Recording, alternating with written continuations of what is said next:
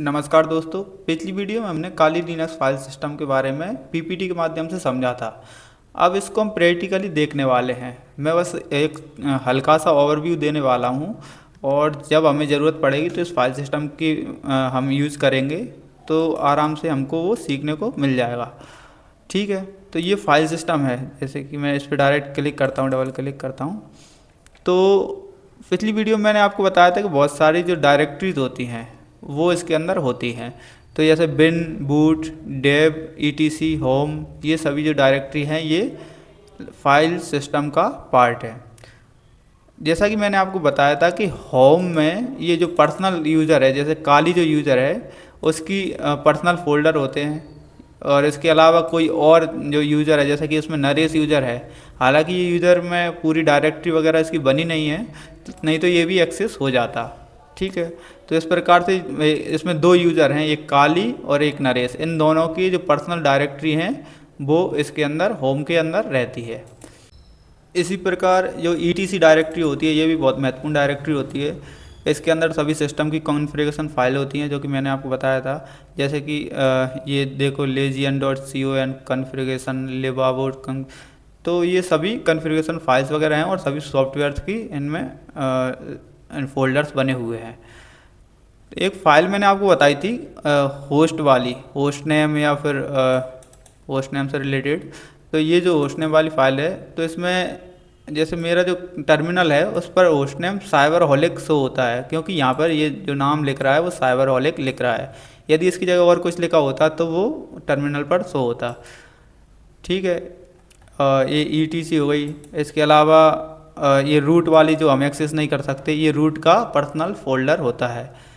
ठीक है, इसके अलावा यदि कोई आप यूएसबी ड्राइव लगाते हैं तो ये मीडिया वाली जो सेक्शन में ये शो होने लगती है। बाहर से यदि आप कोई यूएसबी लगाएंगे तो इसमें वो शो होगी। अगली जो मैंने बताई थी बार, तो बार में भी बहुत सारे डायरेक्टरीज होती हैं। जैसे लॉग का बोला था, सभी लॉग इसके अंदर होते हैं। तो ये अपाचे से रिलेटेड या फिर एपीटी से रिलेटेड ये सभी लॉग इसमें रहते हैं। एक्टिविटी लॉग वगैरह भी रहते हैं, जैसे ये आप देख रहे हैं अल्टरनेटिव एक्टिविटी लॉग, ये सब इसमें रहते हैं। लेकिन हमें अभी इन चीज़ों को एक्सेस नहीं करना। ठीक है, और बस थोड़ा बहुत ओवरव्यू ले लो। ये टीएमपी टेम्परेरी जो रहती है, ये सिस्टम रिबूट हो जाता है तो ये अपने आप खाली हो जाती है। बहुत सारी जो इसमें फाइल्स होती हैं वो अपने आप डिलीट हो जाती हैं, और जब आप सिस्टम दोबारा ऑन करते हैं तो फिर से जिसमें ये फाइल क्रिएट हो जाती हैं। तो ये छोटा मोटा ओवरव्यू है। तो इसके अलावा यदि आप चाहें तो टर्मिनल से डायरेक्ट एक्सेस कैसे करते हैं फाइल्स को या डायरेक्टरीज़ को, तो मैं बता देता हूँ। तो एक सिंपल जो कमांड है, वैसे तो मैंने कमांड आपको अपनी प्ले लिस्ट में सभी बता रखी हैं, फिर भी मैं आपको थोड़ी बहुत जानकारी यहाँ पर दे देता हूँ। मान लीजिए आप स्लैश दबाते हैं, उसके बाद एंटर करते हैं, तो आप कहाँ पर पहुँच गए हैं? रूट के अंदर पहुँच गए हैं। क्योंकि मैंने आपको बताया था जो स्लैश का जो साइन होता है या निशान होता है वो रूट को दर्शाता है, और ये जो टिल्ट वाला जो साइन होता है ये होम को दर्शाता है।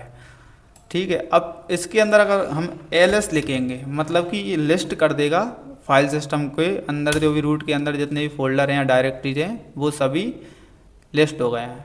ये वही सभी डायरेक्टरी हैं जो अभी हम देख रहे थे।